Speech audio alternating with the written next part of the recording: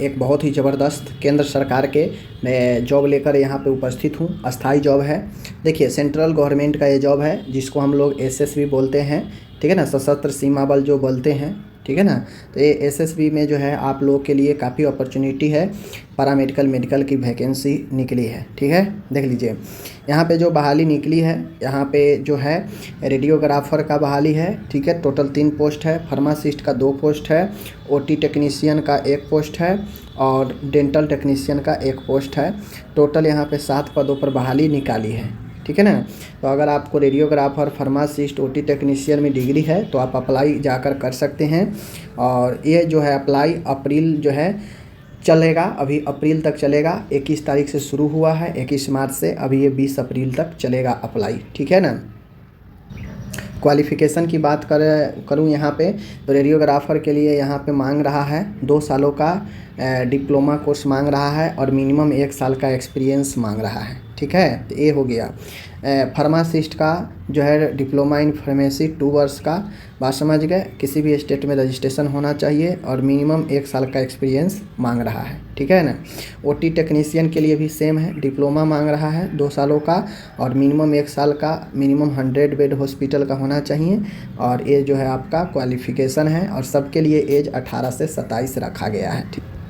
अब जो मैं आपको बताने जा रहा हूँ उसमें स्टाफ नर्स की एक ज़बरदस्त बहाली है। देखिए स्टाफ नर्स में टोटल 10 बहाली है, ओके। 7 यूआर की है, 1 ओबीसी, 1 एससी और 1 एसटी की, टोटल 10 बहाली है, बात समझ गए।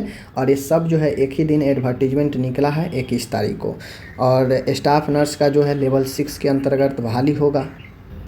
स्टाफ नर्स के जो क्राइटेरिया है वो आपका 12th पास, जीएनएम, ओके।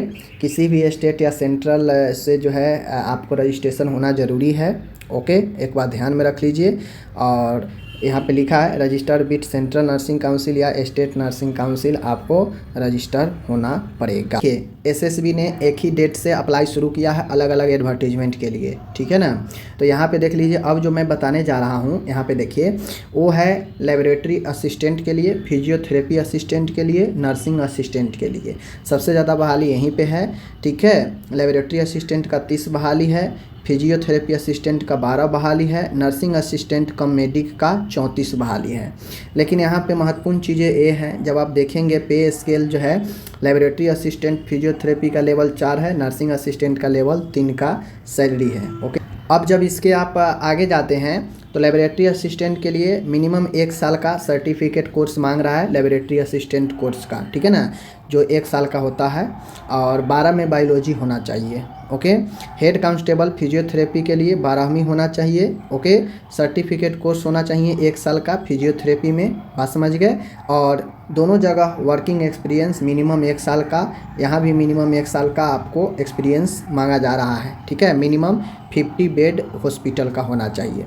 नर्सिंग असिस्टेंट के लिए 10वीं पास और फर्स्ट एड का जो सर्टिफिकेट होता है संत जॉन एम्बुलेंस के द्वारा जो कराया जाता है या रेड क्रॉस सोसाइटी के द्वारा जो फर्स्ट एड सर्टिफिकेट होता है उससे आप अप्लाई कर सकते हैं, ठीक है। यहाँ भी है मिनिमम 50 बेड हॉस्पिटल में 1 साल का नर्सिंग असिस्टेंट का आपको एक्सपीरियंस होना चाहिए किसी सेंट्रल या स्टेट गवर्नमेंट में, ठीक है, ध्यान रखिए। अब ये सारा चीज़ है, अप्लाई शुरू है। एसएसबी के ऑफिशियल वेबसाइट पर जाकर आप अप्लाई कर सकते हैं, ठीक है। और यह जो है आपको 20 अप्रैल तक अप्लाई चलने वाला है, अप्लाई कीजिए। और जो एग्ज़ाम होगा 50 नंबर आपको जनरल से होगा जिसमें मैथ, रीजनिंग, जीएस ये सब रहेगा, हिंदी इंग्लिश रहेगा। और 100 नंबर आपके जो है टेक्निकल रहेगा। टोटल 150 क्वेश्चन रहेगा और आपको इसी 150 क्वेश्चन, चाहे वो स्टाफ नर्स हो, लेबोरेटरी असिस्टेंट हो, जो भी हो, 150 के एग्ज़ाम में 50 जनरल से रहेगा और 100 आपके टेक्निकल सब्जेक्ट से रहेगा, ठीक है।